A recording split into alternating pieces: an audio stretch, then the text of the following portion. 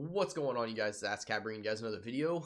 First things first, long time no see. I know it's been about 2 weeks, but we're actually going to be doing a little bit of a review today. So for those of you that are new around here, if you do want to like the video, please be sure to like, comment, subscribe. And if you guys are returning, thank you guys for sticking around. And as always, I hope you guys do go on to enjoy the video. But yeah, like I said, we're going to get into a little bit of a review. So we're going to be reviewing the 2 capture cards today. We're going to be doing like a bunch of different games, going into firing ranges, because most different games nowadays have like a firing range sort of like mode.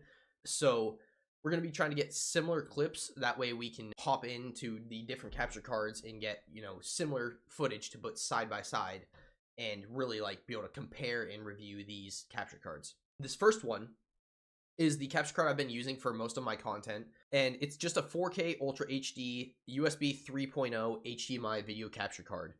And it was just like a cheap knockoff of the Elgato HD60 X, which is why I got it in the first place. By all means, it served its purpose, it got me by, but where I finally hit my first goal for the channel, which was 100 subs, I thought it was finally time to go ahead and upgrade to the new capture card, which would give me a more professional look about my content, and it should be, you know, roughly 1-to-1 with what I'm seeing on the screen, and you guys should be getting that same quality in your video.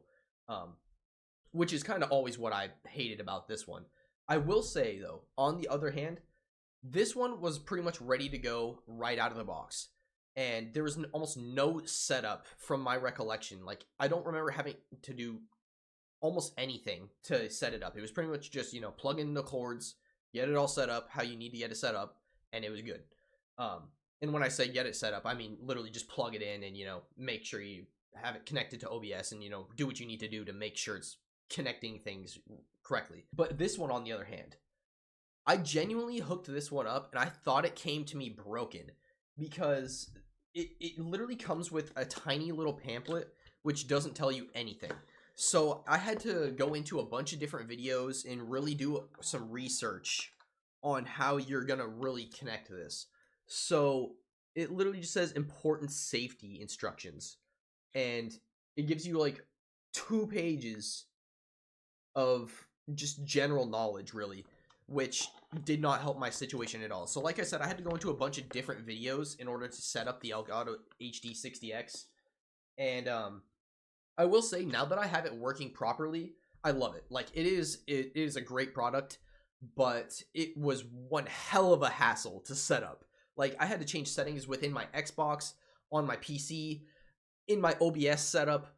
I had to like literally turn off my PC a few times, even unplug the Elgato in a few times and unplug it, and it was just a whole ordeal. And then I had to download a software so I could actually like color correct it and make it actually look like the, you know, the game should look. It may even be a little bit oversaturated still at this point.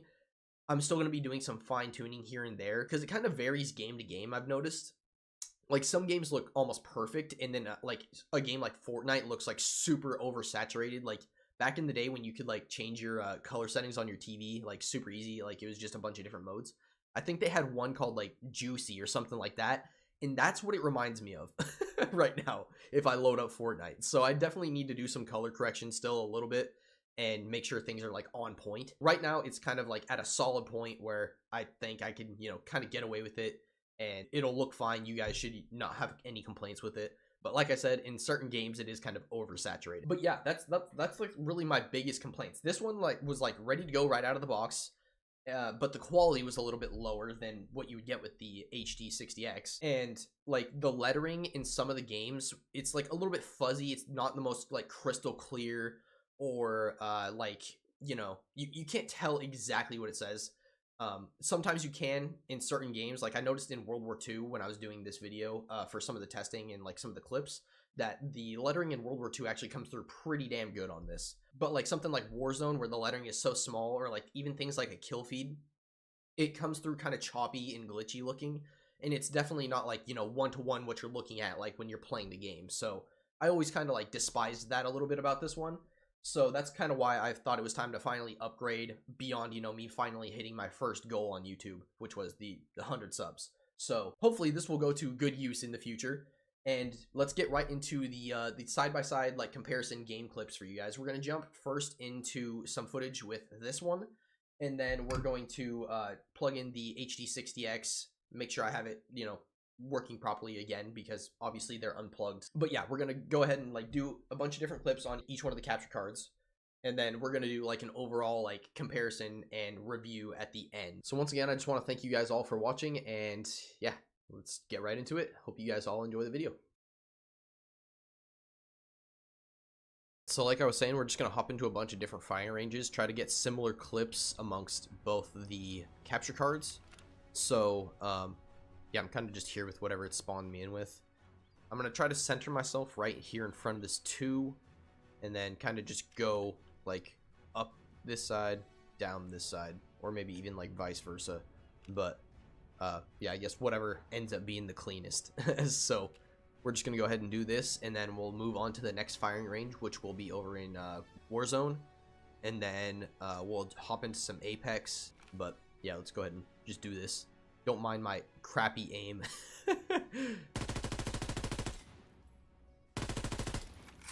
That was actually pretty mint.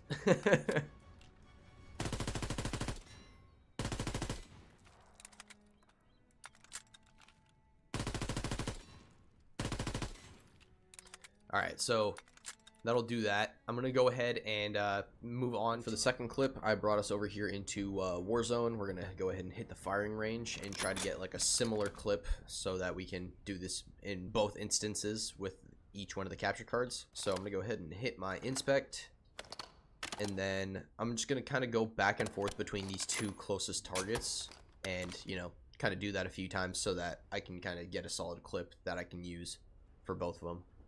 So kind of just try to stand it directly on top of that. 1, 2,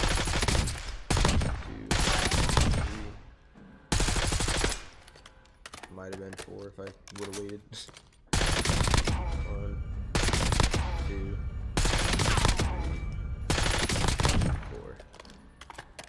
Alright, we'll call that good. And then I'm actually transferring Apex right now, so whenever that's done, I'll go ahead and hop into that firing range. And also, as a matter of fact, while we're waiting, I just want to go ahead and throw in there that I will make sure to have the links to both of these capture cards in the description below. Alright, so I've made my way into the Apex firing range, and I guess if I haven't reiterated it enough or said it enough, the main thing we're focusing on here is like lettering and stuff. And like this one may even be like a little bit distorted in color, like a little bit faded, and it comes through a little bit foggy sometimes. So that's really what we're going to be noticing here with this older capture card. And then when we move on to the Elgato, it should be like much cleaner, maybe even a little bit more saturated. I might even need to scale it back a little bit. But yeah, let's just go ahead and get our clip for this one and move on.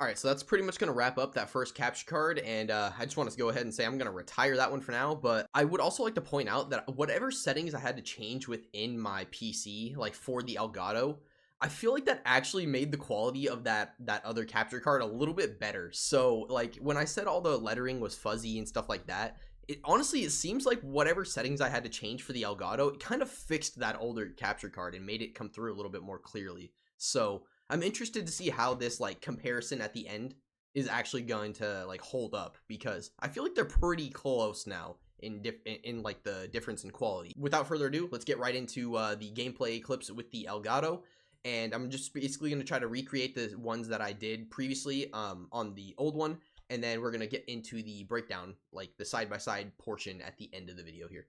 So bear with me while I go ahead and get these clips with the Elgato, and then we will get into the breakdown. So we're going to kind of go through the same cycle here. And the reason I'm kind of doing a bunch of different games in the firing ranges is obviously so I can get similar clips, but also I wanted to show a bunch of different quality games. So like obviously World War II is old, Apex and Call of Duty or Warzone are fairly new. So I wanted to show you guys like the difference in quality. And then also, like I said, with the Elgato, where I had to color code it myself, it may be a little bit off. So if you're getting a little bit of like too much color, then that's my own fault. That's not the fault of the Elgato. So I just want to point that out. With the old capture card, I did not have the opportunity to actually go ahead and, you know, recolor correct things. So I will actually give that like as like a perk of having the Elgato. Being able to actually go recolor correct things yourself is actually like a super cool feature. But yeah, without further ado, let's kind of just get back into these clips, and we will go ahead and kind of again go through the same cycle and then do the breakdown side by side at the end here. So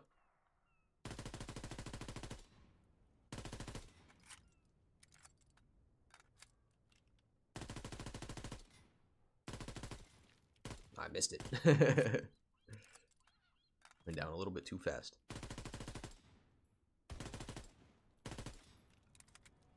All right, we'll do one more.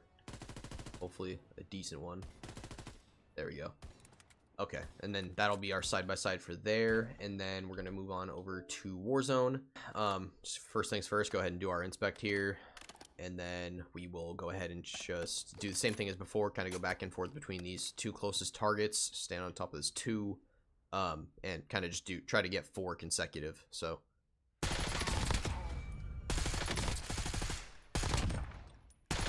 yeah, that one's not happening. I'm gonna have to reset here. And as a matter of fact, I think last time I had this one like already cracked or something. I did something weird.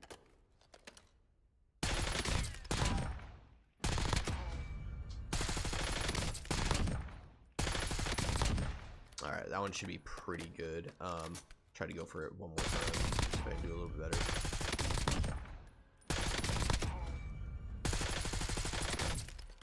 That would have been it, dude. I'm telling you, I hate that when they come up like that, like before they actually fully reset, you can't do damage to them. It's kind of annoying. Alright, that should be pretty good. Again, one more time. Just try to really get a clean one here. There, that should be pretty good.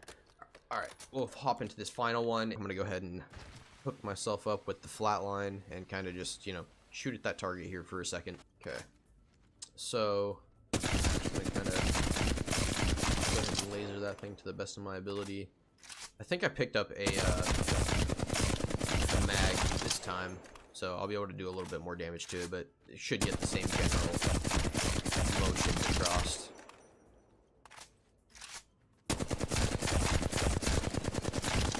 That'll go ahead and wrap that up. I'm going to go ahead and edit these together so we can do the little like side-by-sides, and then we'll give you like my overall thoughts and opinions and what I think about how they look and hold up compared to each other.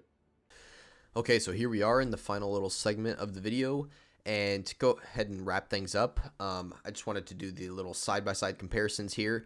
And as you can see, on the left we have the old like 4K 3.0 USB capture card, and then on the right we have the Elgato.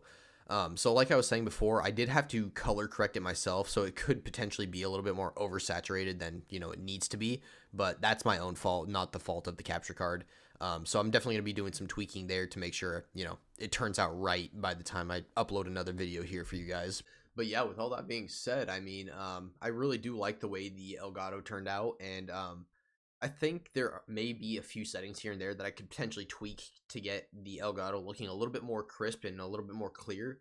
Like I was saying prior in this video, the 4K like USB capture card was actually looking a whole lot better than what I was remembering it looking from the last time I was using it. And I'm thinking that had something to do with like all the settings I changed around, like on my Xbox, on my PC, on my like actual like just my lighting and all that for the screen. I'm thinking that kind of made it come through a little bit more clear. So but yeah, all things considered, the like $20 price range for that like 4K capture card is absolutely worth it to get you by. And once you have the money to you know, upgrade to the Elgato capture card, I would highly recommend that. Like I said, really the only problem I had with it was getting it set up, and it was a hassle to get set up, I will say.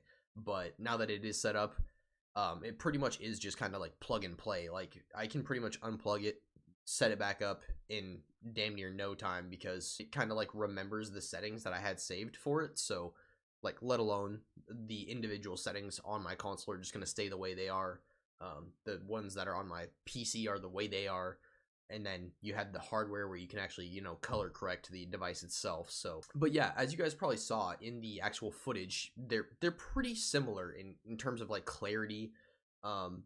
The Elgato was a little bit more saturated due to my own my own personal liking, I guess. That's just what looked right to me, but like seeing it side by side next to the other one, I probably will tone it back just a little bit. But yeah, apart from that, just want to go ahead and wrap the video here. It's probably going on close to 15 minutes now, so just want to go ahead and wrap things up by saying, again, the links to both of these capture cards will be in the description below if you guys want to check those out.